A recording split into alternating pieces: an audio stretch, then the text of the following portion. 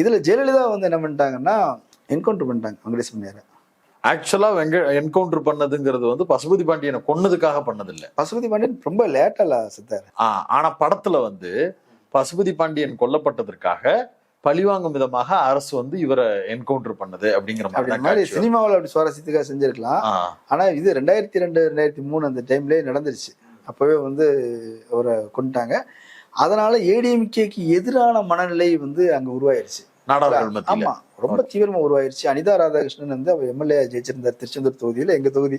அவர் வரும்போது அவர்கிட்ட எல்லாம் பயங்கர பிரச்சனை பண்ணாங்க, காரெல்லாம் சுத்தி வளைச்சு பிரச்சனை பண்ணி. என்ன காரணத்துக்காக என்கவுண்டர் செய்யப்பட்டார் அதுக்குள்ள நம்ம பெரிய பெரிய பெரிய பிரச்சனைகள் எல்லாம் கதைகளா யூகங்களா இருக்குது.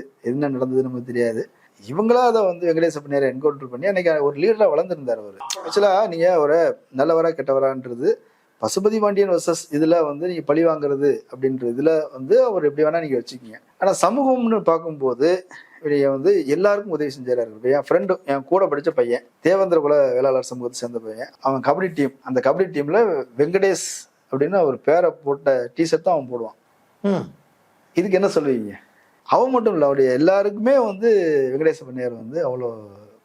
இப்படி இருக்கிறவங்களை எப்படி நீங்க வந்து இது பண்றது? எல்லாரோடையும் ஒன்னா புழங்கிக்கிட்டு இருப்பாங்க, உதவிகள் செய்வாங்க. கபடியில வந்து அவருக்கு அவ்வளோ தீவிரமான ஆர்வம்.